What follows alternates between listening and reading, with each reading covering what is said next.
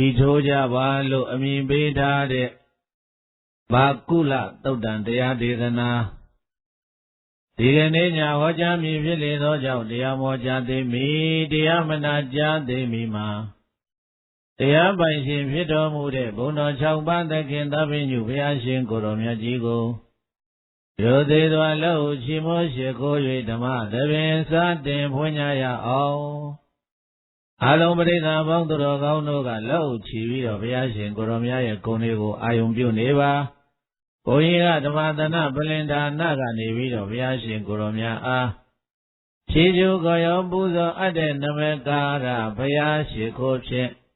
ဘုရားရှိခိုးပူဇော်၍ဓမ္မသဘင်စတင်ဖွင့်ကြရအောင်ဥရေတိဒါနိလောကိညုသန္တိမာဓမ္မတိရကုအဝသေတိမေဇန္တုဓမ္မရံတိဓာတုစုဒါနိရာနိ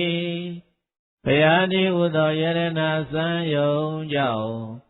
တရပံငုံတို့ဖြာဖြာစံစုံတင်း၍သွန်ကုန်ပွင့်ရမည်ယခုကကာလသမယ၌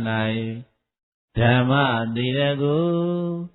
ကျွေမြအယောင်နေလာယောင်ထွေထွေလာယောင်တို့ထက်ကရေကရာမကအဝင်းကြည်ပ၍အလင်းတိတလာဖြာဖြာပွားနိုင်သဖြင့်ကဘာတလောမှာယရဏတရားတိဟုသောအယောင်ဝါလည်းရှိတော်မူပါဝိထသောလောကီညုလူအကြောင်းတွေနတ်ကြောင်းတွေမြမကြောင်းတွေနဲ့ကဘာကြောင်းတွေဤရှိသမျှမိမိရာရာအခက်မဲ့ထင်းမြဲရှင်ဗရမလက်တင်ထားတကဲ့သို့အိုင်ကြဝေဘံသဗ္ဗညုတရွှေညာတော်ဖြင့်ဧကံသိမြင်တော်မူပါဝိထသောသန္တိမာတကဘာလုံးမာသာဆုံးချိန်ဆုံးဖြစ်၍စိတ်တလုံးမြတော်တာလိုခဏမပေါ်လာလည်းရင်တမြောကမန္တိလင့်ရသည့်သံငွေပွင့်ပုံတွင်ဘုရားရှင်ကိုရောမြတ်ကြီးသည်ပုရေတိအမိုက်ကိုပဲခွာရှောင်းအမောင်းကိုဖြာခွင်း၍အလင်းတတကြီးကြီးနဲ့ပိုဥရီတောင်တိတ်စီမမြရောင်ကြီးတဖိဖိနဲ့တရရိပ်ပေါ်ထွန်းတော်မူခဲ့လေပြီစန္ဒီမာလေးကျွန်းကိုလဲရ၍လေးရကိုမြန်တော်မူတိရကူမြန်နန်းနေလာစံယရဏဖြစ်တော်မူပါပေသောဘုရားရှင်ကိုရောမြတ်ကြီးဖရာတွန်တွင်မူပြင်ဘူးအစေမူကားဘူကကြသဖြင့်ဘုဒ္ဓရှိသူတွေကိုဘုဒ္ဓတွေခြုံငိအောင်ယုတ်သိအေးများစေနိုင်သည့်ဧဝပိုင်ဖြစ်တော်မူသောအရှင်မြတ်ကြီးသည်ဓာတုစုရှိသောပါရမီသဗ္ဗအညိတာသော၍မြတ်သောဝါဒနာခိုင်ကြသဖြင့်ဓမ္မရာအတိုင်းဖြောင်းမှန်စွာနေကြကုန်သောဣမေသန္တုရှေးဘဝဇယာဤတို့ကြောင့်အေးအများကိုသာကြိုက်၍နေကြကုန်သောထိုများစွာတတ္တဝါအနန္တမန္တမြတို့ကိုဓမ္မရံတိဂုံတော်ညွန့်6ဆုံးဒီဘုံတော်6ခန်းတရားတော်ဒီဟုသောမြရောင်ကြီးပန်းတော်ဖြင့်ဘာဝတိတိပါရမီဒိဋ္ဌမချိုးခဲ့ကြသည့်အတိုင်းနိဗ္ဗာန်မြို့နံအမတာမြေမှာချမ်းသာစေမောင်ချွေမတန်းရအောင်ရောင်ငွေစံတကြီးကြီးတလီလီပပဝင်း၍ထွန်းလင်းတော်မူလဲပါသဘာမောင်မတိမြရောင်ကြီးညွန်ဘုဒ္ဓဖြင့်အထူးကျက်ရေမဆုံးနိုင်သည့်ရွှေဘုံခိုင်ကိုရောမြတ်ကြီးဖရာ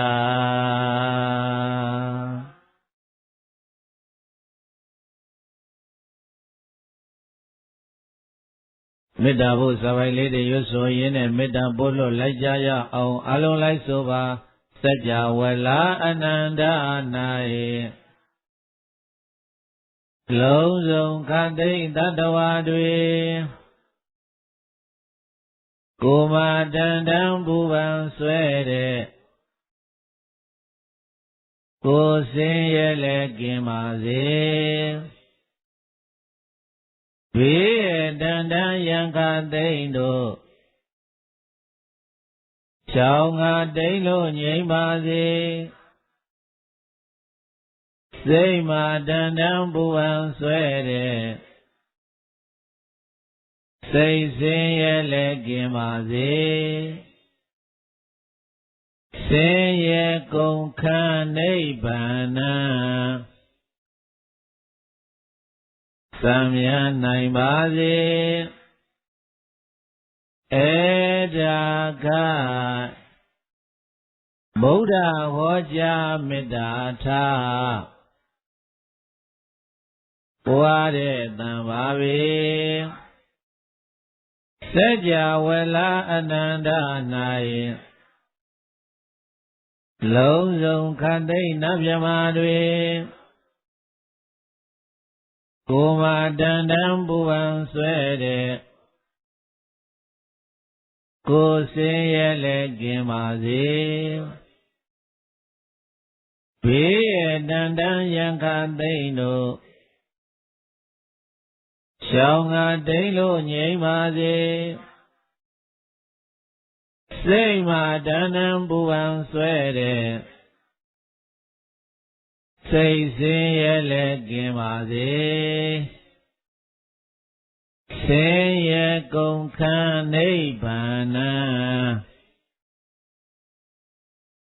သံမြတ်နိုင်ပါစေဧဒါကဗုဒ္ဓဟောကြားမေတ္တာထားပွားတဲ့တန်ပါပေသဗ္ဗိတိယောဝုဝဇန္တုသောကောရောဂဝိနာတတုမာတေဘဝံတန္တရာယဒုက္ခိတိကယူကောဘဝသဗ္ဗိတိယောလုံးစုံသောဘေးဥပါယောဂအန္တရာယ်ဟူသည်များပေါင်းတို့သည်ဝိဝေသံတုရှောင်လွဲပျောက်ပြကြပါစေကုန်သောကောစသောကတရားသည်၎င်းရောဂောစကအနာယောဂသည်၎င်းဝိနာတတုပျောက်ပြပါစေအန္တရာယအန္တရာယ်ပေါင်းတို့သည်မာဘဝန္တုမကြမရောက်ကြပါစေကုန်လေဒုက္ခိဒုက္ခိတာကိုစိတ်နှဖျားကြံမှာချမ်းသာဝမ်းသာကြကုန်သည်ဖြစ်၍ဒီကာယုကာတတ္ယတံကိုကျော်လန်းနိုင်ကြကုန်သည်ဘဝတုဘဝန္တုကောင်းစွာမသွေဖြစ်နိုင်ကြပါစေကုန်တည်း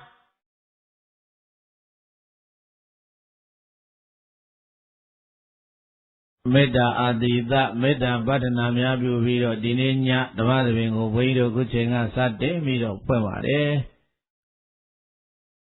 တရတော်ရက်ွက်ဝေနေရကျောင်းတိုက်တွင်မှာတိတ်တကတိတ်အမများဖြစ်ကြတဲ့ဒကာကြီးဥတင်အေးဓမ္မကြီးတော်တင်ကြီးဒကာကြီးဥတန်းဓမ္မကြီးတော်ရွှေချင်းမိသားစုတို့မှဆောက်လုပ်လူရန်အတ္တိသိမ့်ရေတဲ့ချပရမအကျိန်ဓမ္မသဘင်တရားပွဲမှာဘုန်းကြီးတို့ပြောသွားခြင်းတဲ့စကားလေးတစ်ခုရှိပါတယ်ဘေးတိုက်မြတ်စွာဘုရားရဲ့သာသနာတော်မှာသံဃာတော်များကိုမြတ်စွာဘုရားသည်ပစ္စည်း၄ပါးခွင့်ပြုပါတယ်ပစ္စည်းဘယ်နှပါးလဲအဲ့ဒီပစ္စည်း၄ပါးကဆွမ်းရဲ့သင်္ကန်းရဲ့ကြောင်းရဲ့ဆေးရဲ့ဘုန်းကြီးတို့ဘေးသဘုံသူတော်ကောင်းတို့အဲ့ဒါသိထားပြီးသားပဲအဲ့ဒီပစ္စည်း၄ပါးနဲ့ပတ်သက်ပြီးတော့ရှေးကဆိုခဲ့တဲ့စာဆိုလေးတစ်ခုရှိတယ်ဘေးတိုက်လိုက်ဆိုကြည်သားမှာဆွမ်းဆိုမိန်မကောင်းတယ်သင်္ကန်းဆိုကထိန်မကောင်းတယ်ကြောင်းဆိုသိမ့်မကောင်းတယ်ဆေးဆိုနှိမ်မကောင်းတယ်ဆွမ်းဆိုမိန်မကောင်းတယ်သင်္ကန်းဆိုကထိန်မကောင်းတယ်ကြောင်းဆိုသိမ့်မကောင်းတယ်ဆေးဆိုနှိမ်မကောင်းတယ်ဆိုကြည့်သမှာ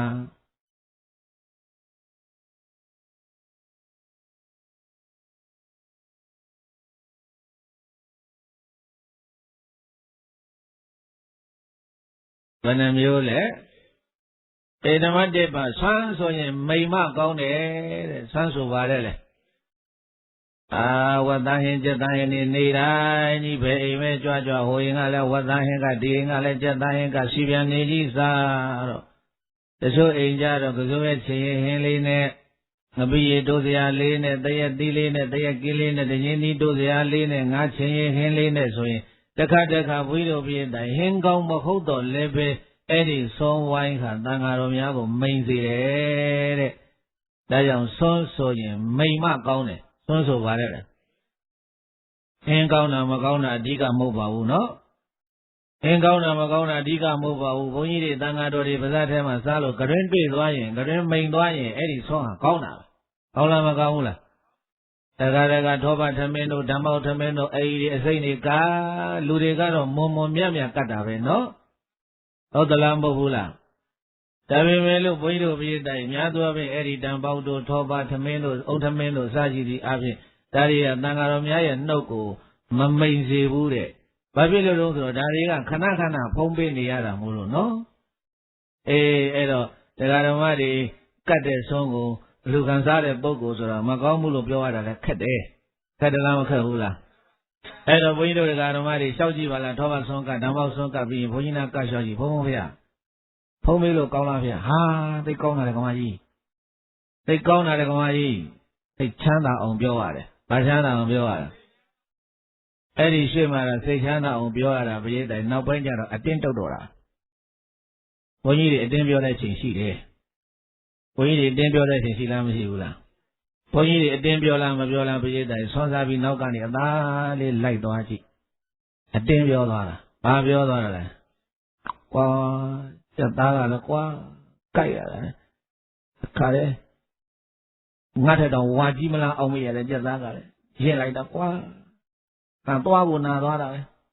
Tamboka, let's see him, Yara, Qua, Sada, Semabi. We see my daughter Garama, Sejana, or Babiola. Gone away. Dola Mabiola. Bonnie and Dembiola, Dibila. Biola.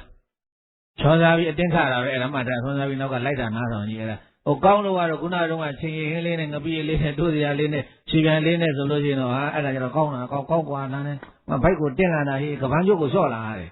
The Gona, Mayma, Sonso, Mayma Gone, Sonso Badalaviera. And a window with a Madame, Bonnie, Dembiola, saying, Era regada ma sejana no bioge dodo era nokani light na to sonsabi light da light to mati mata light to byaung lai lo to maya bu byaung lai yin ma pyo thei bu pyaung yaung ma pyo me atin be yaung ma pyo me era won ji de atin pyo deချိန်ma da era sonsabi atin pyo do da ma kaung bu po bya lu shi do ma pyo bu po pyo ba ma la da nanga ri atin pyo deချိန်thi bi do di la shin ni beချိန်atin pyo le thi la thi la Mani Lako be made like Yara, we you don't need a Mamoto Osa. Lako be made like Shani Besi in Tembiora. Role a nega tola village in Tembiora. Sonaya Dodian or long like that, or a cheat like that. Tangala board in it. Down young the book out a lot of look. Long and long, probably long number. Obasia, they could be a corner. Da do Yakubi put a large out. Chimaro, the Kubuya. Pile da Suri go money da be. Head at all. Laga Yuria Biora, and a Kaisiba, they don't let them go the Chinese Biora. Hello, Ma, Sonso in Varele. Mayma Gaune, Dinga Zoyan Katema Gaune, Dinga Bandanga Gaune. Oh, David Dengane or Magamula Gawa, those are Katina Jama, Babilo Gauna, those are Katina, Tankika to Yalu, Baluyalo. Ah, Wazuru, Vado, Aboliga, Luquensi, Katina Jara, Bogodiga, Luquensi. Tanga Yiman, Ludaya, Denga Molo, Eddie Dengam, you are be that day, Gaune, Kamu Chota, Doramu, Kutu, Chupire Kama, Katina Jara, Wado Dengane would do a tare. Balo also, Tankika to Walu, Balualo, Now there got Johnson and Dayma Gaune, Johnson and Badele. Ah, David, the Mayo Sahara, they don't lay a go, they not how go, don't go, the Tante, don't let they lead at the Giddy South there. Timia Ella Macamula, Gaumare, Dodo, Eddie Johnny, my Yankaluya, Yadala. Tangari Lavi Lago, Ubo Pume, Eddie Lu, Sonsa Jono, Damayo, no, Sierra needed Johnny Boma, be that day. Tanga, Kani, Kanga, Kesari. ဆောင်ရွက်လို့မရဘူးတဲ့တန်ခါကံကြီးကံငယ်ကိစ္စတွေဆောင်ရွက်လို့ရတာသိမ်ကြောင်းနဲ့ဘာကြောင်းနဲ့လဲဒါကြောင့်မလို့ကြောင်းဆိုရင်ဘာမှကောင်းတယ်သိမ်မှကောင်းတယ်တဲ့နောက်တစ်ခုဆေးဆိုရင်နှိမ်မှကောင်းတယ်တဲ့ဆေးဆိုရင်ဘာလဲဟိုသူကသူဂျပန်ကလာတဲ့ဆေးပဲဖြစ်ဖြစ်အင်္ဂလန်ကလာတဲ့ဆေးပဲဖြစ်ဖြစ်တလုံးကိုတသိန်းပေးရရုံမကလို့သိန်း20ပဲပေးရတိုက်အဲ့ဒီဆေးမျိုးကယောဂါကိုနှိမ်မှကောင်းတယ်လို့ခေါ်တယ်တဲ့ယောဂါကိုဘာလို့မှလဲတခါဘုန်းကြီးတို့မြန်မာတိုင်းရင်ဆေးပဲမှာလမ်းဘေးကပေါက်နေတဲ့အဲ့ဒါဆေးရွက်လေးတွေဟာလည်းပဲတခါယောဂါကိုနှိမ်သလားမနှိမ်ဘူးလားမြန်မာဆေးတွေကဒီလမ်းဘေးကတစ်ရွက်တွေတောတဲ့ကတစ်ဖို့တွေကလည်းတန်ကြီးနဲပေမဲ့လို့ဘေးတိုက်ယောဂါကိုနှိမ်ရင်ဟိုအမေရိကန်ကဆေးတဲ့သားတယ်အဲ့ဒါကြောင့်မို့လို့တို့ချင်းလူရင်းမကောင်ဘေးတိုက်ဆေးဆိုရင်နှိမ်မှကောင်းတယ်တဲ့ဆေးဆိုရင်ဗါတဲ့လဲဒါကြောင့်ဒီနေ့သိမ့်တကသိယမတွေမြတ်စွာဘုရားရှင်ကိုရောမြတ်ခွင့်ပြုတော်မူအပ်တဲ့ပစ္စည်းလေးပါးထဲမှာနံပါတ်3ကျောင်းဗါတဲ့နံပါတ်3ကနံပါတ်3ကကျောင်းတဲ့အဲ့ဒီကျောင်းအလှမှာရိုးရိုးအလှလားသိမ့်ကျောင်းအလှလားသိမ့်ကျောင်းအလှကြီးလှူရတာကဘုန်းကြီးတို့ပြည်သားဘုန်းတော်ကောင်းတို့ရေစိတ်ထဲမှာဘယ်လိုမှတ်ရမှာတော့သူထီပေါက်တာတဲ့ဝမ်းသာဖို့ကောင်းတယ်။ဘာပေါက်တာတဲ့လဲ။အိုးသိရင်လူဆိုတာနေရာတိုင်းလှူလို့မရဘူးတဲ့။ကိုယ်နဲ့အကျိုးပေးမှတိုက်ဆိုင်မှလှူခွင့်ရှိမှမြတ်စွာဘုရားရှင်ကိုရမရဲ့သာသနာတော်မှာသံဃာတော်တွေကံကြီးကံငယ်ဆောင်ရွက်ခွင့်ရတဲ့သိမ်ညောင်းလူကိုလှူရတာကပြည့်တိုင်ထီပေါက်တာနဲ့အတူတူပဲတဲ့။ဘာနဲ့အတူတူပဲတဲ့။ဒါကြောင့်ဝမ်းမြောက်ဝမ်းသာဖြစ်အောင်လို့ဘုန်းကြီးကတလာကုတ်တာဝသာသနေဘုဒ္ဓုကတ္တိဟိမာပိတေတက္ကနာမပဝေသေတဝါစစေယုံဒုက္ခမေတ္တာဘုဒ္ဓုကတ္တိဟိအများတရဝါတွေကိုတနာရှားပါတဲ့ဖယားဘဂဝါဒီဟုသောအနုတ္တရပြည်ပိုင်မင်းဥက္ကဋ္ဌထီဆိုင်ကြီးတို့သည်မာပိတေထိုးခြင်းသူတွေထိုးကြပြီတော့တမျိုးပွားမည်ဟုအကျိုးပြရည်ဆောင်အစိုးတရားတီထောင်ပန်သေးထအပိထသောသလကုတ်တာဝသာသနေတတ္တဝါတို့ရဲ့နှလုံးသားမှာခါပြုံးအပ်ပါတဲ့300တိဟုသောသာသနာ300တိဟုသောငြိမ်းမြည်မလွဲသိမ့်ထီပွဲတော်ကြီး၌ဒုက္ခံစိတ်တံဒိဋ္ဌံနိဗ္ဗာန်တိဟုသောပထမပေါက်စုချမ်းသာတသက်တကိုယမမပိုးပါတဲ့မဲ့ဖို့ဒီဟုသောဒုတိယပေါက်စုချမ်းသာတဘာအတွင်းတဘာတွေလင်းလိုက်ပါတဲ့ဗျမနမင်းဒီဟုသောတတိယပေါက်စုချမ်းသာကနဗမယတနင်းထဝလာချင်းလိုက်ပါတဲ့စัจ जा မင်းဒီဟုသောစတုထပေါက်စုချမ်းသာတွေကိုဧတကအရဗျာနဲစေရနာကဲပြီးတော့တခြားတဲ့ရှာမိကနေကြကုန်သောထီထိုးသမာဓိဟုသောသင်သိမ့်တယကဒါကမပေါင်းသူတော်ကောင်းတို့သည်ယတိကနကာနံကျမ်းဓမ္မခံမလျှော်လမ်းမှသောခေါ်ကြတယ်ယဟန်တန်ဃာတော်ဒီဟုသောတည်ကြည်လေးစားထီစရေသမာတို့ဤတန်တိကေတူယူမြတ်မောက်ထံတော်အောက်၌တက္ကနာမှာဒါနရှင်သီလရှင်ဘာဝနာရှင်ရဲ့လို့လူတခွင်မှာနှုရင်တဲ့ကိုယ်အမိလေးတွေကိုဘဝေတေတဝါတူပြောကြည်တော်မူလှူတော်မူစောင်းတော်မူပွားတော်မူဟုကိုယ်ဘုပေါင်းရှောင်းခမသိအောင်ပါလေစရင်ရေးသွင်းကြကုန်ပြီ၍စစေယုံဤကဘာလောကဓာမှာထီမာဟာကိုသဘောကြသလိုအဟောဝတ္တဟုသောဘဂဝနိဗ္ဗာန်ထီကိုစိတ်ကြံမိအညွန်ဆွဲတဲ့အောင်အဋိဋ္ဌံတည်ကြည်အလွန်နွယ်ကြပြီတော့မတော့မယွန်ပဲဇွန်ကျဲပေးကံကြကုန်ရာသတည်း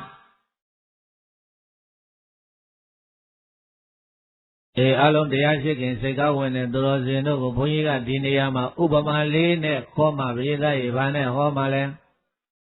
တဲဆိုလိုက်သာမှာထီဆိုင်ပမာသာသနာ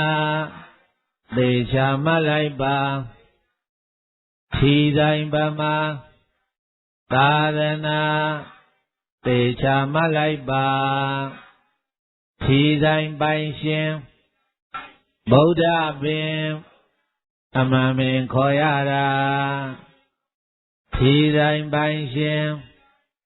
ဗုဒ္ဓပင်အမှန်ပင်ခေါ်ရတာထီစရေဟာမြတ်တန်ခါသေချာမှတ်လိုက်ပါထီစရေဟာမြတ်တန်ခါသေချာမှတ်လိုက်ပါထီထိုးသူဟာဒါယကမှန်စွာခေါ်ရတာထီထိုးသူဟာဒါယကမှန်စွာခေါ်ရတာဗုဒ္ဓကတ္တိအမြတ်တော်ဝါတွေကိုတဏှာညာပါတဲ့အနုတ္တရပြည်ပိုင်ဥက္ကဋ္ဌထီဆိုင်တဲ့ဘုန်းကြီးတို့မြတ်စွာဘုရားရှင်ကိုရောမြတ်ရဲ့သာသနာတော်ကြီးဟာထီယုံကြီးနဲ့တူတယ်ထီဆိုင်ကြီးနဲ့တူတယ်တဲ့သာသနာကထီဆိုင်နဲ့တူတယ်တဲ့သာသနာဘာနဲ့တူအဲ့ဒီသာသနာတော်ဒီဟုသောထီဆိုင်ကြီးကိုပိဋကတ်တွေပိုင်တဲ့ပိုင်ရှင်ကြီးကမြတ်စွာဘုရားတဲ့သာသနာပိုင်တာဘယ်သူလဲမြတ်စွာဘုရားရှင်ကိုရောမြတ်ကသာသနာတော်ဒီဟုသောထီဆိုင်ကြီးကိုဖွင့်လို့ထိုးခြင်းသူတွေထိုးကြပြီးတော့လို့ဆိုပြီးတော့ဘုရားရှင်ကိုရောမြတ်ကသာသနာထီဆိုင်ကြီးဖွင့်ပြီးတော့ထီဆိုင်ဆိုတာပိတ်ထားတဲ့ထီဆိုင်လားဖွင့်ထားတဲ့ထီဆိုင်လားသာသနာထီဆိုင်ကြီးဖွင့်လာတာနှစ်ပေါင်း2553နှစ်4နှစ်နှစ်ပေါင်း2550ကျော်လာပြီသာသနာထီဆိုင်ကြီးမပိတ်သေးဘူးပိတ်ပြီလားအဲ့တော့ဘုန်းကြီးတို့ဒီမှာလောကထဲမှာသုံးမိုးကျော်တို့ဝိုင်းဝိုင်းလဲတို့ဘာတို့မိုးရန်ရွှေလာမင်းတို့ဆိုတဲ့ဒီလောကထီဆိုင်တွေမရှိဘူးလားအဲ့ဒီထီဆိုင်တွေမှာထီသွားထိုးရင်အဲ့ဒီမှာထိုင်နေတဲ့ကောင်တာမှာထိုင်နေတဲ့စရေးတွေကတွယ်နာမကြိုက်တယ်လေပြောဒီနာမကြိုက်တယ်ဟုတ်ပြီဟိုလိပ်စာလေးတော့ပေးခဲ့ပါအောင်ဘာလေးတောင်းလဲဘာလို့လိပ်စာတောင်းတာတော့ထီပေါက်ရင်ဘာလို့ဖို့လဲအကြောင်းကြားဖို့လို့ထီပေါက်ရင်ဘာလို့ဖို့လဲကြောင်းကြားဖို့လို့ဆက်သွယ်လို့ရတဲ့ဖုန်းနံပါတ်လေးလည်းပေးခဲ့ပါအောင်နဲ့ဘောပင်လေးစာရွက်လေးကင်ပြီးတော့ဘုန်းကြီးတို့ပြည်သားပေါင်းတော်ကောင်းတို့ကိုနံပါတ်လေးကိုမပေးခဲ့ဘူးလားပေါက်ရင်အကြောင်းကြားရအောင်လို့သိရအောင်လို့ချက်ချင်းဒီတိုင်းပဲတဲ့ဘုန်းကြီးတို့မြတ်စွာဘုရားရှင်ကိုရောမြတ်ရဲ့သာသနာတော်ဒီဟုသောထီတိုင်းကြီးမှာလည်းပဲ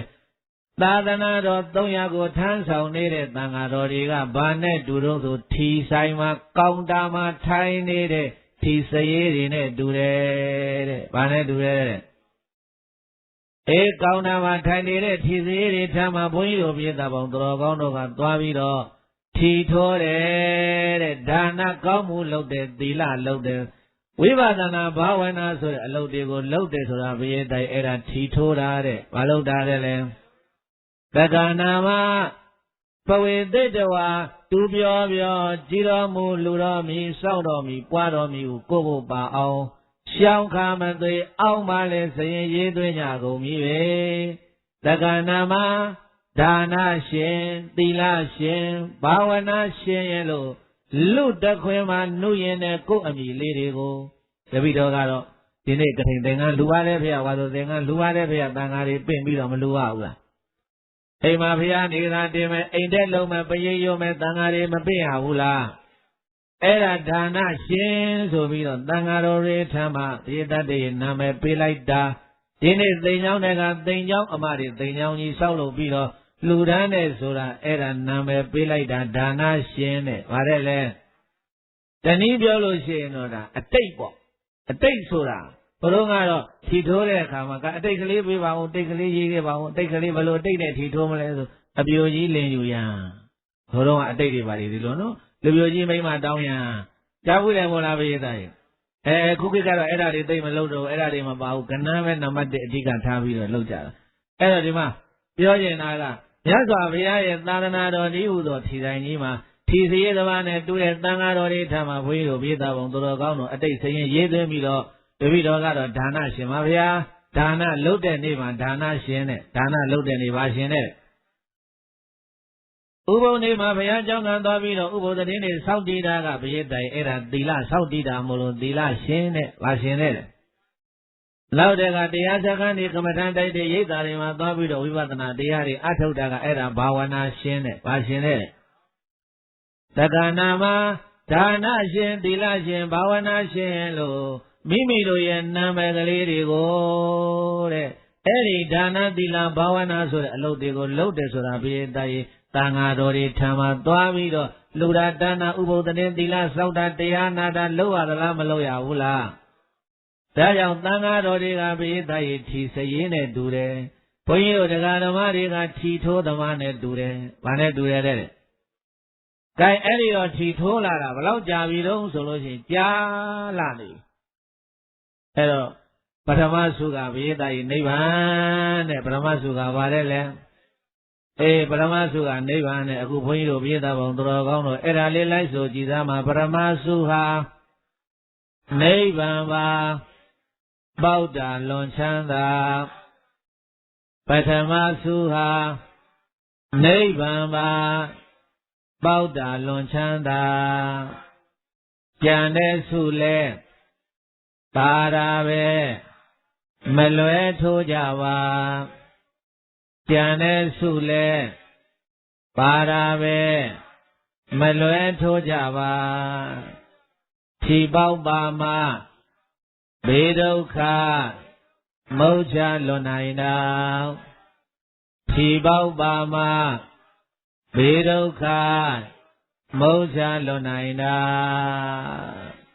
နမတေပထမစုကတော့ဘုန်းကြီးတို့ပြေသာဘုံသူတော်ကောင်းတို့ရဲ့သိန်းတစ်ထောင်ဆိုလိုက်ကြပါစို့နမတေသိန်းတစ်ထောင်ကနိဗ္ဗာန်တဲ့နိဗ္ဗာန်ကပထမစုနိဗ္ဗာန်ကဘာစုလဲနမတေအောင်ပါလေနမတေအဲ့ဒါပထမစုနိဗ္ဗာန်အဲ့ဒီကနည်းနည်းအောက်ဆင်းလိုက်တဲ့အခါကျတော့ဟောမက်ဖို့တဲ့မက်ဖို့က၄ခုရှိတယ်ဘယ်နှခုရှိတယ်သောတာပတ္တိမေသက္ကရာဂမိမေအနာဂါမိမေအရဟတမေဖို့ကလည်း၄ခုရှိတယ်သောတာပတ္တိဖို့သက္ကရာဂမိဖို့အနာဂါမိဖို့အရဟတဖို့အဲ့ဒါကဒုတိယစုဒါကဘာစုလဲမက်ဖို့ကဒုတိယစုတတိယစုကတော့ဘိယတတွေလူမင်းနာမင်းဗြဟ္မာမင်းဆိုတဲ့အဲ့ဒီစုတွေတဲ့ကဲအဲ့တော့ဘုန်းကြီးတို့ဘိယတာပေါင်းတော်ကောင်းတို့ဒါလေးကိုပြောပြလို့သဘောပေါက်သွားပြီဆိုငါတို့မြတ်စွာဘုရားဖွင့်တော်မူခဲ့တဲ့သာသနာတော်ဒီဟူသောထီအောင်ကြီးမှာငါတို့ထီထိုးဖို့လို့ရောက်လာတာဟာကဲထီထိုးအောင်ပါပဲဆိုပြီးတော့ဒီနေ့ဒီเจ้าတိုက်ကြီးမှာတိမ်เจ้าကြီးဆောက်လို့ပြီးတော့လှူဒါန်းတယ်ဆိုတာအဲ့ဒါထီထိုးတာဘာလို့တာတဲ့အတိတ်ကဒါနရှင်တဲ့အတိတ်ကဘယ်လိုရေးလိုက်လဲအတိတ်ကဒါနရှင်လို့အတိတ်ရေးပြီးတော့ထီထိုးတာတဲ့အဲ့တော့ဘုန်းကြီးတို့ဘိယသားရဲ့လောကထဲမှာထီဘယ်နှမျိုးရှိတော့ဆိုရင်၃မျိုးရှိတယ်လောကထဲမှာထီဘယ်နှမျိုးလဲအဲ့တော့ထီ၃မျိုးကဘာတွေတော့ဆိုရင်နှလုံးထီရဲ့သုံးလုံးထီရဲ့ထောင်လုံးထီရဲ့ဒီဘယ်နှမျိုးပြောထီဘယ်နှမျိုးနှလုံးထီရဲ့6လုံးထီရဲ့တဲ့အဲ့ဒီထဲမှာပိဋကတ်6လုံးထီကဏ္ဍကောအက္ခရာကောတူအကုန်လုံးတူလို့ပေါက်ရင်သိမ့်ဘလောက်ရ1000သိမ့်ဘလောက်လဲတို့ဘလောက်ရလို့ရမှမသိဒါကြောင့်မပေါက်တာသိမ့်1000သိမ့်ဘလောက်လဲကဲထီ900ဘိုးထိုးမယ်သို့မဟုတ်ထီ1000ဘိုးထိုးမယ်ပိဋကတ်ဒီအောင်ပါလေးထီကိုအစိုးရထီကိုစိုးရထီကတရားဝင်စိုးရထီကဘာလဲတရားမဝင်တာကဘာလဲသိတာပဲမသိဘူးအောင်ပြီလေဟုတ်တယ်တရားဝင်တာကနှလုံးသုံးလုံးတရားဝင်တာကဘာလဲတရားဝင်တာကဘာထီလဲ6လုံးထီဘာထီလဲဥပမာပေးမလို့ဘာပေးမလို့လဲတရားဆိုတာဥပမာနဲ့ဟောရင်ပုံနာလေလို့ဥပမာလေးပေးတာဘာလေးပေးတာလဲအဲ့တော့ဘုန်းကြီးတို့ပိဋကတ်ကိုဘုန်းကြီးပြောမယ်တရားနာတော်ပိဋကတ်ရေအခုနံပါတ်1ကနှလုံးထီအကြောင်းပြောမယ်ဘာထီအကြောင်းပြောမလဲနှလုံးထီ1000မိုးပေါက်တာနဲ့3လုံးထီ1000မိုးပေါက်တာနဲ့ဒူလား6လုံးထီကဏ္ဍတူအခရာတူပေါက်တာနဲ့ရတဲ့ငွေချင်းတူသလားဘယ်သူကများလဲ6လုံးထီကများတယ်ဒုတိယများတာကအနည်းဆုံးကအဲ့တော့ဘုန်းကြီးတို့ပြတာဗာထီထိုးမှာပြောတာပဲမထိုးပါဘူးတနေ့ကနေမနေ့ကြလို့ရှိရင်အဲ့ဒါတို့ဟိုအိမ်သွားလို့ဒီအိမ်သွားတို့တို့နဲ့ဘာကောင်းလဲဟိဘာရလဲပြီးကြတဲ့ပါငါတော့ကွဲရောဟိရှိတာတွေလည်းကုန်ပြီ အဲ့ဒါအပေါင်းတိုင်းရောက်ကုန်ပြီအင်ကြီးရောထမင်းရောဓာတ်အိုးတွေရောဒီတစ်ပတ်ကတော့ပြန်ရအောင်ယူမှပဲဆိုပြီးတော့အဲ့ဒါမနဲ့မိုးလင်းလို့ရှိရင်ဟိုးအိမ်သွားဒီအိမ်သွားဟိုကဒီကကြားဟိုဒီကဟိုကကြားနေဒါပဲအဲ့တော့ဘုန်းကြီးကိုမန္တန်စာပြောင်းဝဲတရားဟောတော့မန္တန်ကဦးဇင်းလေးတွေကလျှောက်တယ်ဘုန်းကြီးဗျာတဲ့တရားဟောတဲ့အခါကျရင်ထီတရားလေးဟောပေးပါတဲ့ဟာဘာတော့ထီတရားဟောကိုတို့ထီတရားဟောလို့ဘယ်ရှိလိမ့်မလို့ဆိုတော့မဟုတ်ဘူးဗျာတဲ့တပည့်တော်တို့ဆွမ်းခံသွားတဲ့အချိန်ဟာအဲ့ဒီအချိန်ကဒကာတော်မတွေအိမ်မှာသိမရှိတော့ဘူးတဲ့ဆိုတော့ဘယ်ရောက်ကုန်လို့တော့ဘယ်ရောက်ကုန်လို့ကနားနောက်လိုက်နေတာဘယ်နောက်လိုက်နေတာလဲအာမနေ့မိုးလင်းထမင်းလေးကမင်္ဂတန်ချဲပြီးတော့ငပြောသီးလေးတစ်လုံးဗျာကျော်လေးတစ်ခုအဲ့ဒါကိုယ်စင်းနေတဲ့ငပြောသီးနဲ့ဗျာကျော်နဲ့ညားနေတာကြာပြီတို့ခင်းဖို့မချက်နိုင်ဘူးအဲ့ဒါနှလုံးသုံးလုံးနောက်လိုက်နေတော့အဲ့ဒါနောက်ပိုင်းကဘာဖြစ်လဲစီးပွားရေးတွေလင်းခင်းအဲ့တော့ဘုန်းကြီးတို့ပြည့်တိုက်အဲ့ဒါလေးဘုန်းကြီးဒီနေ့ဒါလေးဩတို့မြန်မာနိုင်ငံလည်းဘယ်လိုဖြစ်လဲမသိဘူးဒီနှလုံးသုံးလုံးတွေကတော်တော်ခက်စားလာတော့ဒါလေးငါဥပမာလေးပေးပြီးတရားဟောရင်ကောက်မယ်ဆိုပြီးတော့ဒါအတွေးပေါက်တာနဲ့အဲ့ဒါဘုန်းကြီးကဒါလေးဒီနေ့ညပြောပါတယ်အဲ့တော့နှလုံးထီပေါက်တာဟာဘုန်းကြီးတို့ပြည့်တိုက်အရနဲတယ်နဲလားမနဲဘူးလားသုံးလုံးထီပေါက်ရင်တော့များလာတယ်6လုံးထီပေါက်ရင်တော့ပိုများတယ်ဟုတ်တယ်မဟုတ်လားအဲ့ဒါဒီနေရာမှာဘုန်းကြီးကအဲ့ဒီထီ3မျိုးကိုကုသိုလ်3မျိုးနဲ့ဥပမာပေးမယ်ကုသိုလ်ဘယ်နှမျိုးလဲဒါနရဲ့သီလရဲ့ဘာဝနာရဲ့ကုသိုလ်ဘယ်နှမျိုးလဲအဲ့ဒါဘုန်းကြီးတို့ပြည့်သားပုံတော်ကောင်းတို့လိုက်ဆိုကြည်သားမှာနှလုံးထီဟာဒါနပါသေချာမှတ်လိုက်ပါနှလုံးထီဟာဒါနပါသေချာမှတ်လိုက်ပါနှလုံးဒါနထီပေါက်ကဘောဂပြည့်စုံမှာနှလုံးဒါနထီပေါက်ကဘောဂပြည့်စုံမှာဖြစ်ရာဘဝတွင်ချမ်းသာခြင်းနေ့စဉ်နှစ်ထိုးပါဖြစ်ရာဘဝတွင်ချမ်းသာခြင်းနေ့စဉ်နှစ်ထိုးပါနေ့စဉ်နှစ်ထိုးပါဆိုတာနှလုံးထီထိုးတယ်ဗါတယ်လေဘေးသားရဲ့နှလုံးထီဟာဘာနဲ့တူတော့ဆိုရင်ဒါနကောင်းမှုနဲ့တူတယ်ဘာကောင်းမှုနဲ့တူတယ်ဒါနကောင်းမှုကဘုန်းကြီးတို့ပြည့်တဲ့အဲ့ဒါနှလုံးထီနဲ့တူတယ်လို့မှတ်ဒါနကုသိုလ်ကောင်းမှုသည်ဖြစ်လျာဘဝတိုင်းမှာပြည့်တဲ့ဘောဂတံပတ္တိတဲ့ဗါတယ်လေပြောကြည့်ပါဘောဂတံပတ္တိဆိုတာစီစိန်ချမ်းသာတွေကိုပေးမယ်တဲ့လူဖြစ်လူချမ်းသာနတ်ဖြစ်နတ်ချမ်းသာဗြဟ္မာဖြစ်ဗြဟ္မာချမ်းသာကုံကုံပြောမယ်ပြည့်တဲ့ခွေးဖြစ်ရင်ခွေးချမ်းသာခွေးဖြစ်ရင်လည်းဗာချမ်းသာခွေးဆင်းရင်ခွေးချမ်းသာရှိတယ်ရှိသလားမရှိဘူးလားအိုးဘုန်းကြီးတို့ပြတာပေါင်းတော်ကောင်းတို့အဲ့ဒါလေးမမေးနဲ့ခွေးဖြစ်ခွေးချမ်းသာပဲလူဖြစ်လူချမ်းသာပဲနတ်ဖြစ်နတ်ချမ်းသာပဲဗြဟ္မာဖြစ်ဗြဟ္မာချမ်းသာပဲအဲ့ဒါဘာလိုက်အကျိုးပေးတာတော့ဆိုဒါနကလိုက်အကျိုးပေးတာဘာကအကျိုးပေးတာဒါနကလိုက်ပြီးတော့အကျိုးပေးတာဖြစ်လျာဘဝတိုင်းမှာဘောဂတံပတ္တိချမ်းသာဒုက္ခနဲ့ပြည့်စုံခြင်းချင်းဘုန်းကြီးတို့ပြည့်တဲ့ဒါနကောင်းမှုလုပ်ရတယ်ဘာလုပ်ရသလဲဒါနရှင်တွေကဘုန်းကြီးတို့ပြည့်တဲ့လူချင်းတူလာပြီမယ်လို့သူကတော့ချမ်းသာတယ်ဘာလို့ဒါနလုပ်ခဲ့လို့ဘာလုပ်ခဲ့တော့လဲနောက်ဆုံးကုံကုံပြောမယ်ဘုန်းကြီးတို့ပြည့်တဲ့ခွေးချင်းတူပေးစီဘာချမ်းသာဖြစ်မလဲခွေးချမ်းသာဘာချမ်းသာလဲဘုန်းကြီးကျောင်းတွေမှာမွေးထားတဲ့ခွေးတွေကခွေးဆင်းရဲဟိုရန်ကုန်ဝန်တံမီယာတို့ဘာတို့ညာတို့တထေးတွေရုပ်ရှင်မင်းသမီးမင်းသားတွေပတ်စံရှိတဲ့ပုဂ္ဂိုလ်တွေပတ်စံချမ်းသာတဲ့ပုဂ္ဂိုလ်တွေအိမ်တွေမှာနေရတဲ့ခွေးတွေကဘာဖြစ်လဲခွေးချမ်းသာဘာချမ်းသာလဲတလောကဘုန်းကြီးကျောင်းမှာMTV ဖို့ခဏဖွင့်ကြည့်တော့အဲ့ဒီမှာနေပြီးတော့တိလိษံဥယျာဉ်မှာတိလိษံနေပြီးတော့တိလိษံဥယျာဉ်ကအဲ့ဒီဌာနမှုနဲ့MTV ဖို့ကဒကမတွေနဲ့အမေးဖြေလို့ဘုန်းကြီးကဘာတွေမေးတယ်ဖြေလည်းမသိဘူးခဏလေးဖွင့်ပြီးကြည့်အောင်ပါကြည့်တော့တိလိษံဥယျာဉ်ကျောင်းပေါ့နေပြီးတော့တိလိษံဥယျာဉ်ကြီးကျောင်းကိုချွာရှင်းပြ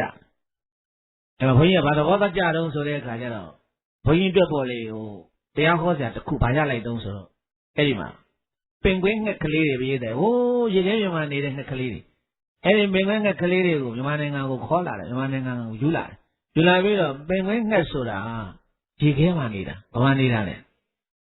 အမတန်အေးတဲ့ရေခဲပြင်မှာနေတဲ့လူတွေရေခဲပြင်မှာနေတဲ့တိရစ္ဆာန်တွေအဲ့တော့ဒီရေခဲပြင်မှာနေတဲ့ဒီတိရစ္ဆာန်တွေကိုရန်ကုန်နေပြီးတော့အိုးရင်ကိုခေါ်လာတဲ့အခါကျတော့ Eddie Toroya Zayai, Toroya Nevon time on it, 2 on Balo Payadon. Eddie Nelly Nevolo, Eddie Penguin Nevolo, Puyo Payday, Saudi Sawa. Pide Gaja Edima, Eagon Salon Tatare, Eagon alone. Eagon Salon da, Vida the Karajan, Turu, Nira Ponza, and Pit Almo, Edima Loviare. Now, Eddie Penguin a Kaliri, Sade, Asa, the Nebilo Mamashi. Mashira do a bear maro the young Mare, Bego Mare. Young Mare, a chemi boa, Liene Boare, Baneboare. Guy, why do we die, Senagina? Putting an error not on me, the Amadivi Poma at a drum like that, not on me, oh, the penguin media, Ayakon Salon and the other, Panelli. Point of it, Emma Ayakon Salon here. The loan on 9. Bangaron assault. Luciana, Nation Nashana, place I mean, Lisan Chana, we ain't saying that Dana Shini, Badileva. Dana deep Shilia Boademboa Rema, Boga Tambatide. See the Osa Obey, Vilama Veula. Poido Vida Bontogano, Savo Davolo, Menemolena, Guaco Chayaula. Penguin de Chessia Ludala. Poido Vida, Zewa, Guaco Mola. Bedale should have young Zidua, Raveshi, the Dolayara, Chudalong, Tandalone, Penguin, Zidua, the Ludala. Banabodale. Anjalida, Leonel Boa here. Jango, they will edit those darling holiday, and Mamshi Wood, and a young Maravida, or Lena Boya. So, when you Italy, you oh, Dana Shinidi, Dana Shinidi, Dodo, be it the lap yet carried, Bejamolo. She said, you are not long to Tudora. But he went to that. Don't know him at all at Dojamolo, don't know about the Dojamolo, Bayedai. Era, Dana Shinga, Dana Jogo, Boga Namati or Kantare, Tanzala Makanzaula. Diana Boa Congo Yadala. Boa Congo Mayavu, Boa Congo Mayavu, Diamolo, Shego, the same Toby or Tode, Tiga, don't know Tide. But he did it. The Eddie don't know T. Bueno, Vietnam, Sojidama, don't know Tiha. Dilaba, De Chamalaiba, Dolon Tiha, Dilaba, De Chamalaiba, Dolon Dila, Chibauka, Bawa Longauma, Dolon Dila, Chibauka, Bawa Longauma, Bawa Gaunde. Yazijin Nezin Titoba Bawa Gaundre Yazijin Nezin Tontoba Bawa Gaundre Yazijin Nezin Tontoba Oh, Nalonti ne Donlonti Voido be the Yade Basha in Argent Tudala. Nalonti the Tango Pautan and Donodi Tango Pautan, Yaren within Tudala. So need to do it. Dana Kaumu, Dila Kaumu, Shena Lelusi, Voido be Dila Kaumu D, Bawa number D, Bawa County will be paid. Variable Billion. Bawa County be one of it. Dilaga, Bawa County will be it. Tanaga, Boga number D. Chana will pay me. Tilaga, Pawak number D, Pawak Kong will pay me. Now the cook, point of view, now so Toyame, Tiga, Bawanati, but he did it. So like Boachalon Tiha, Bawana, Deja Malai Ba, Chalon Tia, Bawana, Deja Malai Ba, Chalon Bawana. Chibauda Yauma Nevama Chaulong Wawana Chibauda Yauma Nevama Nevan Lojin Yalushin Nezin Chautova Nevan Lojin Yalushin Nezin Chautova A boy to be the Bondoro, Chaulong, Tiga, Bawana, Chaulong Tiga Barre. Bawana do the Chaulong Ti Bobby, so ye era on Bale, Nevan Yavi. I have it. Gai ai đó bấy đồ bây giờ con đồ bấy biểu hiện là lấy bỏ đi, cô mà lấy bây lại để cô đồ tôm yêu của thi tôm yêu này, cô đồ tôm yêu của thi bên em yêu này,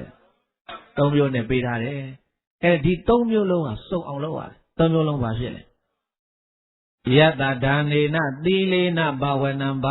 ya khaya nếp na babu nandi, yata trên nếp ngô lô trên này ubadaka, dayaka, ubadika ma, cái mà gì đấy ha. Dhanena Bekan Sonja Ludan Yin Sore Dana Deyapian Lagao Dilena Ngava Sheba Lokore Dila Deyapian Lagao Bhavana Tamatha Bhavana Vipatana Bhavana Lungango Bhavaya Wazi Jipian Lagao Khayan Kilita Deya Koya Pite Nibbana Tanti Dukha Nibban Chana Jigo Babu Nandi Kaungswa Matwe Yauk Nai Babe Delo Tatavan Kaungswa Matwe Matathai Babe Dati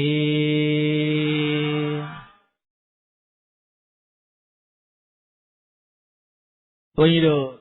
Dhamaduta Seyaroji Sempenya Zota Dhamaduta Usekaino Dr. Charo Upinitara Roye Seya Dhamaduta Charo Bhyaji Mesiထုတ်သွားတဲ့စာအုပ်ထဲမှာဆရာတော်ဘုရားကိုမေးထားတဲ့မေးခွန်းတစ်ခုရှိတယ်။ဆရာတော်ဘုရားတဲ့ဒါနကောင်းမှုတစ်မျိုးနဲ့လုပ်မယ်တဲ့ဒါနကြီးတက်တက်လုပ်မယ်နိဗ္ဗာန်ကိုရပါသလားတဲ့ဆရာတော်ကမရဘူးတဲ့။အဲ့ဒါဆိုရင်ဘုရားတဲ့ဒါနမလုပ်ဘူးဘုရားတဲ့သီလကြီးပဲနေတိုင်းစောင့်တည်မယ်နေတိုင်းဥပုသ်စောင့်မယ်နိဗ္ဗာန်ကိုရပါသလားဘုရားတဲ့မရဘူးတဲ့။အဲ့ဒါဆိုရင်ဘုရားတဲ့ဒါနလည်းမလုပ်တော့ဘူးတဲ့သီလလည်းမစောင့်တည်တော့ဘူးတဲ့ဝိပဿနာကြီးနေတိုင်းအထုတ်မယ်နိဗ္ဗာန်ရောက်ပါသလားဖေဟာဆိုတော့လည်းမရောက်ဘူးတဲ့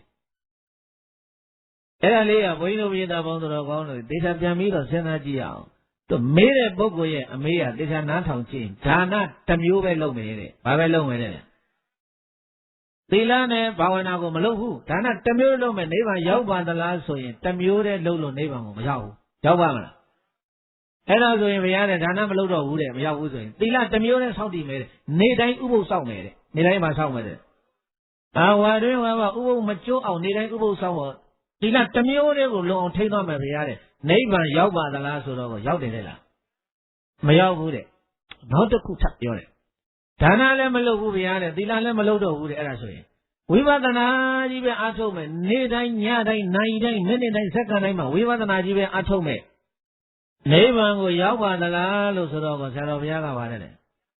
မရောက်ဘူးတဲ့ဆိုတော့ဘုန်းကြီးတို့ပြည်တဲ့ကစဉ်းစားရရှိတယ်ဟာဝိပဿနာကိုဒါတော့အားထုတ်နေတာဘာဖြစ်လို့နိဗ္ဗာန်မရောက်တာလဲဆိုရင်သူမေးတဲ့မေးခွန်းကိုမမေးနဲ့ဘုန်းကြီးတို့ပြည်တဲ့သူကဒါနနဲ့သီလကိုပယ်လိုက်တယ်ဘာနဲ့ပဲတဲ့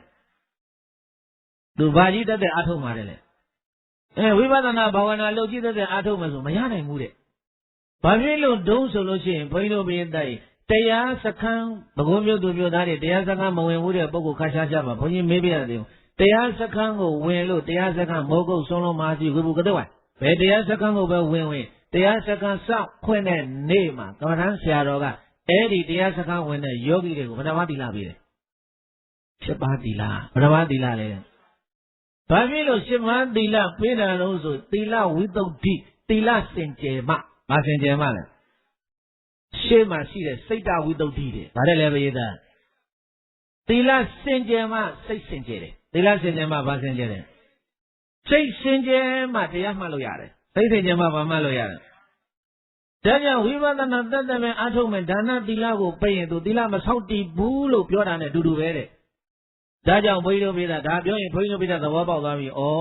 ကုသိုလ်ဆိုတာစုံအောင်လုပ်ရတယ်ကုသိုလ်ဆိုတာဘာလဲယတဒါနေနသီလေနဘာဝနံဘာဝနာယခယံနိဗ္ဗာနံပပုနန္တိဒါနတွေလုပ်ပြီးအိစစ်ပါနေလို့မရဘူးပြေးတိုင်းဒါနတွေလုပ်ပြီးအိစစ်ပါတို့ဒါနရဲ့အကျိုးကတော့ပေးမယ်ပေးမလားမပေးဘူးလားလူဖြစ်တော့နတ်ဖြစ်တော့တိရစ္ဆာန်ဖြစ်ရင်လည်းပဲဘဝကောင်းကိုရရလားဒါရင်ဘဝကောင်းကိုရအောင်လည်းပဲနောက်ကဘာတွဲရတော့သီလနောက်ကဘာတွဲရလဲဒါကြောင့်ဘုန်းကြီးတို့ဗုဒ္ဓဘာသာတွေကုသိုလ်ကောင်းမှုလှုပ်တိုင်းဒီမှာအိမ်မှာဘုန်းကြီး၅ပါးပင်ပြီးတော့ဆွတ်ကပ်ရင်ဩကာသနဲ့မကြောက်ဘူးလား သောပြီးတော့အဟံဗန္တိတိတရဏယသပင်္စသီလံဓမ္မယသာမိနုကံကတဝါသီလံဒိဋ္ဌမိဗန္တိနဲ့သီလမခံယူလားအဲ့ဒါပဲဘုန်းကြီးတို့ဘုရားဘာသာကအဲ့ဒါပဲဘုန်းကြီးတို့ပြတဲ့အဲ့တော့ဘုန်းကြီးပြောနေတာကကုသိုလ်ကောင်းမှုဆိုတာငါဒါနတွေလုပ်ပြီးဘုရားတွေတဲ့ကျောင်းတွေတော့ရဟန်းတွေကရှင်နေပြီတော်ပါပြီကွာသီလတော့မဆောက်တည်ပါဘူးဝိပဿနာတော့အာမထုတ်ပါဘူးငါဒါနရှိထားပဲလို့ဒါနတစ်မျိုးတည်းအကိုပြီးနေလို့ရသလားဒါနနောက်ကဘာရှိသလဲသီလဘာရှိလဲပရိသတ်ရဲ့ဒါကြောင့်ဘုန်းကြီးတို့မြတ်စွာဘုရားကတရားဟောတဲ့အခါမှာဒါနကထာသီလကထာဘုရားလည်းတရားကိုဟောတဲ့အခါမှာအစဉ်တိုင်းဟောတာမြတ်စွာဘုရားကနောက်ဆုံးကြတဲ့အခါကျတော့သတုတ္တစ္ဆကထာတဲ့သစ္စာ၄ပါးနဲ့တရားကိုညီကုန်းချုပ်တာဘာနဲ့ညီကုန်းချုပ်လဲအဲ့ဒါဘုရားရှင်ကိုရောမြတ်ရဲ့ဓမ္မဒေသနာတော်အစဉ်ကဒါနကထာဟောတယ်ပြီးသီလကထာဟောတယ်ဒါဘုန်းကြီးတို့ပြည်သားကိုဘုန်းကြီးတော်တော်လေးပြောပြရသေးတော့ပေါ့လေဒါနကောင်းမှုလုပ်ပြီးကျင့်တတ်နေလို့ရတာဒါနလုပ်တာကနှလုံးထီပေါက်တာပဲရှိသေးတယ်ဗာထီပေါက်တာပဲရှိသေးတယ်ရှင်းကိုဗာထီထိုးအောင်မလဲသုံးလုံးထီထိုးအောင်ပဲဗာထီထိုးအောင်မလဲသုံးလုံးထီကနေတိုင်းထိုးလို့ရသလားဘယ်နှစ်ရက်မှတစ်ခါထိုးရတာဒါကြတော့အလွတ်ကိုတန်းကိုဖြေတာပဲတရင်တို့ထမေးလို့ပြောမှာပဲသူတို့တလနှစ်ကြိမ်တလဘယ်နှစ်ကြိမ်လဲဒါလောကထီကိုပြောတာလောကထီကတလဘယ်နှစ်ကြိမ်လဲဘုန်းကြီးတို့မြတ်စွာဘုရားသာသနာတော်ထီဆိုင်မှာကပေးတယ်တလကို၄ချိန်နဲ့တလကိုဘယ်နှစ်ချိန်လဲလာဇန်း၈ရက်လာပြေနေလာပြေကျော်၈ရက်လာကွယ်နေဥပုပ်ဘယ်နှစ်ရက်လဲဥပုပ်ဘယ်နှစ်ရက်လဲအခုဘုန်းကြီးတို့ပြည်သားပေါင်းတော်ကောင်ဒါဝါရင်းကြီးဒါပါလဲပြည်သားဥပုပ်ဘယ်နှဥပုပ်ကြံသေးလဲနှစ်ဥပုပ်ကြံသေးတယ်ဘယ်နှဥပုပ်ကြံသေးလဲဒီညလာဇန်း၈ရက်ရဲ့ဒီညလာပြေနေရဲ့ဘယ်နှဥပုပ်ကြံသေးလဲအေးအဲ့ဒါဘုန်းကြီးတို့မြတ်စွာဘုရားရဲ့သာသနာခြိဆိုင်မှာကတော့နှလုံးထီထိုးခြင်းတပတ်ဆိုရင်တော့ဒါတော့နေတိုင်းထိုးလို့ရတယ်။ကြားလားမရဘူးလား။သုံးလုံးထီကြတဲ့အခါကျတော့ဥပုပ်ရဲ့တလကိုဘယ်နှရက်လဲ။၄ချိန်ထိုးခွင့်ရှိတယ်။ဘယ်နှချိန်ထိုးခွင့်ရှိလဲ။လောကသုံးလုံးထီက2ချိန်ပဲရှိတယ်။လောကသုံးလုံးထီကဘယ်နှချိန်ပဲရှိတယ်။ဘုန်းကြီးတို့သာသနာခြိဆိုင်မှာကသုံးလုံးထီများထိုးခြင်းတပတ်ဆိုရင်ဘုရားတိုင်ဘယ်နှချိန်ထိုးခွင့်ရှိလဲ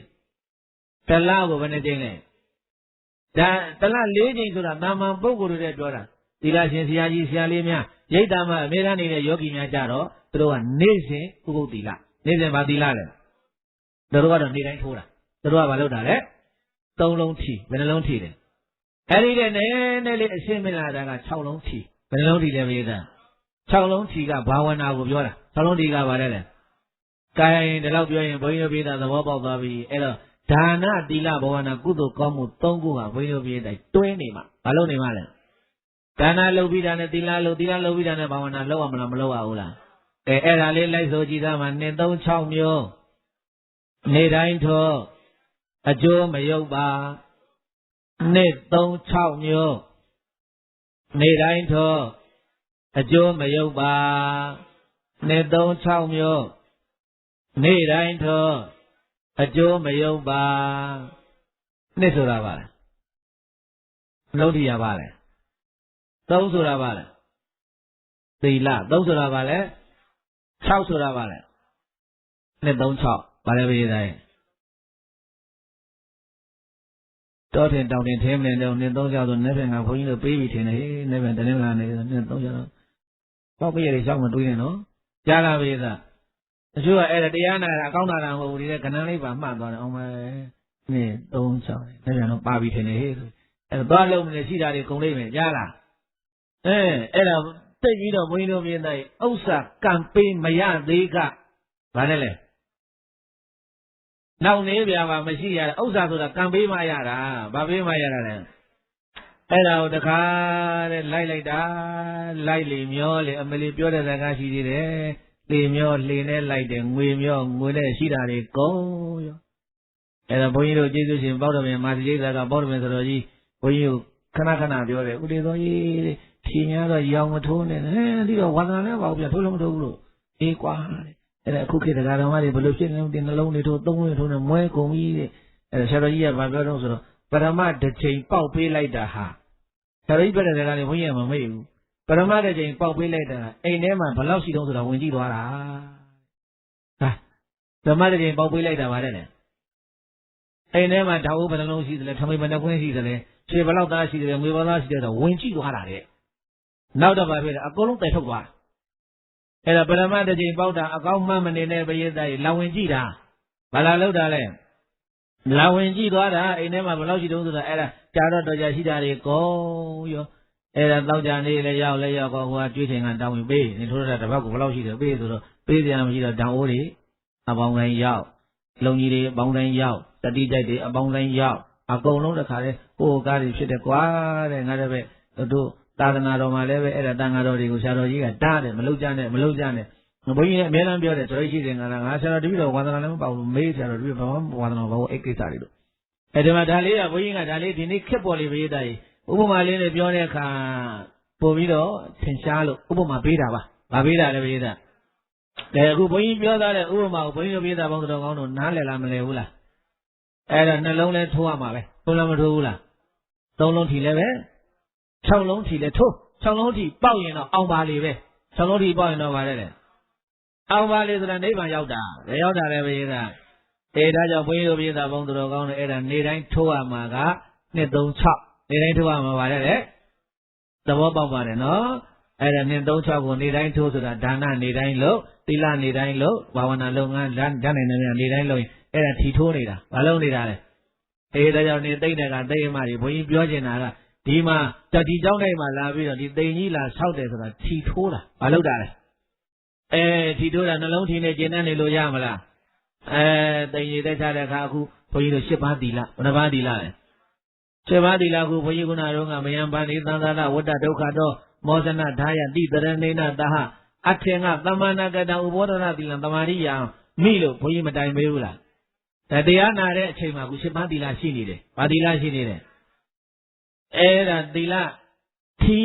ထိုးထားပြီးပြီ။နောက်တစ်ဆင့်တက်၍ဝိပဿနာသမဏဘာဝနာလုပ်ကိုလုပ်ရမလားမလုပ်ရဘူးလား။အဲ့ဒါမှဘုန်းကြီးတို့ပြည့်သားပေါင်းတော်ကောင်းတို့လိုချင်နိဗ္ဗာန်ချမ်းသာရမယ်လို့ဟိုမှာဓမ္မဒုဒဆရာတော်ဘုရားကြီးကိုမေးတဲ့မေးခွန်းလေးကိုဘုန်းကြီးဆရာတော်ဘုရားကြီးဖြေတဲ့အဖြေလေးကိုဘုန်းကြီးဒီနေ့ပြောပြသွားပါတယ်။ဒါနတက်တက်တစ်မျိုးတဲ့လုံးယုံနဲ့နိဗ္ဗာန်ရသလား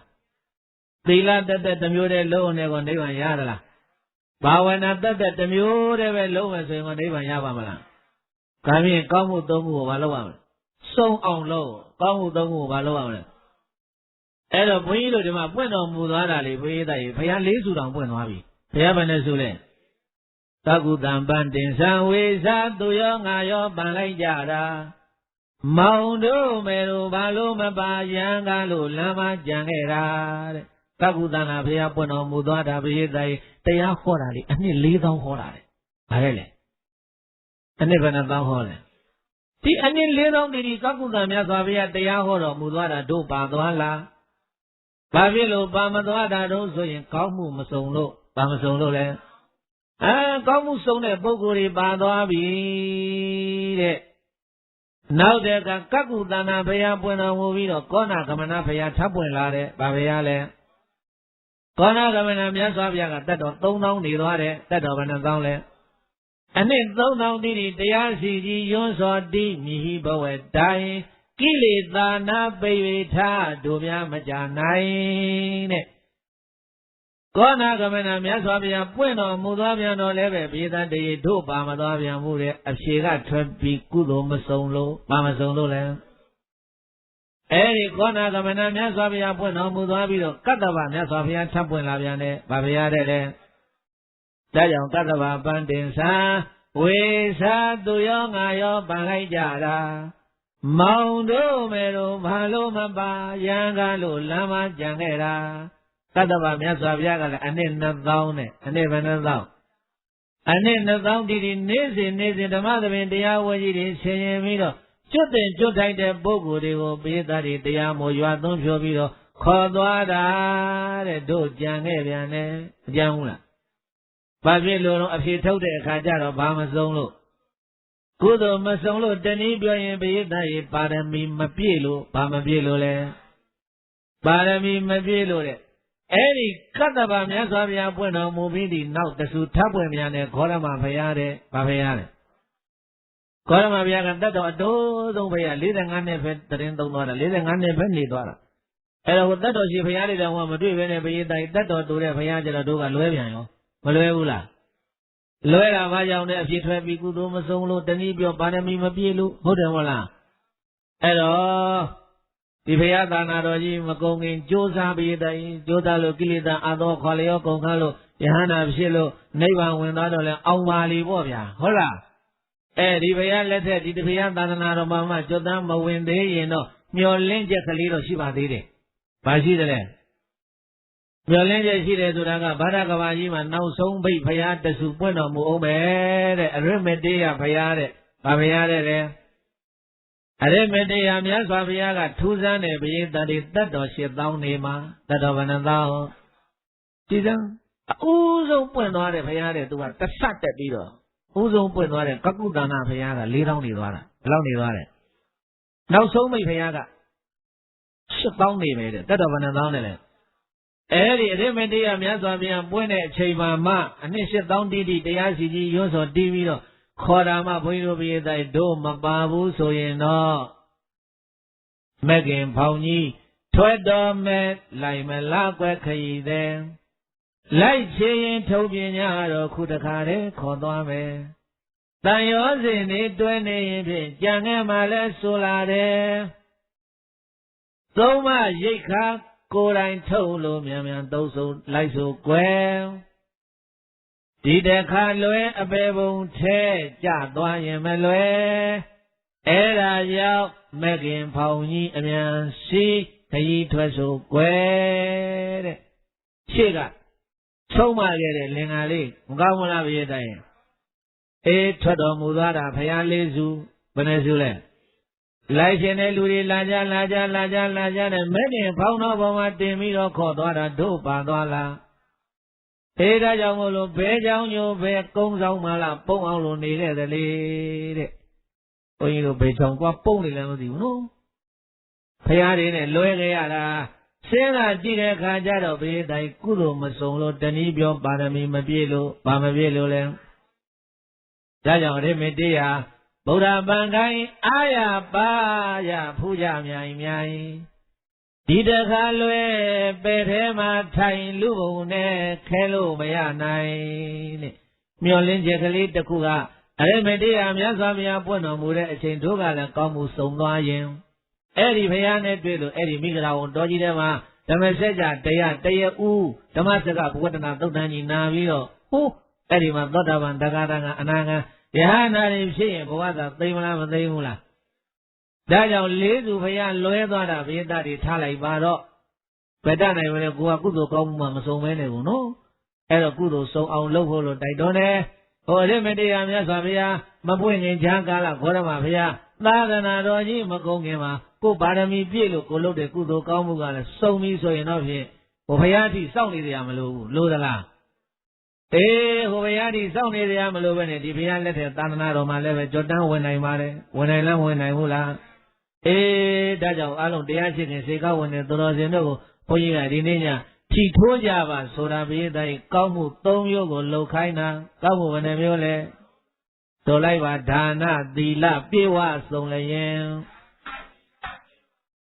ဘာဝနာလဲထကဲပန်ဆင်ခေမာယိနာစိတ်မှန်ကြည်လင်ကုသလပြုကြထာဝစဉ်ဒါနသီလပြေဝစုံလျင်ဘာဝနာလဲထကဲပန်ဆင်ခေမာယိနာစိတ်မှန်ကြည်လင်ကုသလပြုကြထာဝစဉ်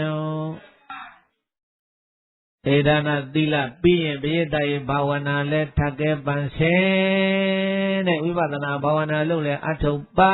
ဝိပဿနာဘာဝနာလို့အထုတ်လို့6လုံးထီပေါက်ရင်နိဗ္ဗာန်ရောက်ပြီ6လုံးထီပေါက်ရင်ဘယ်ရောက်ပြီ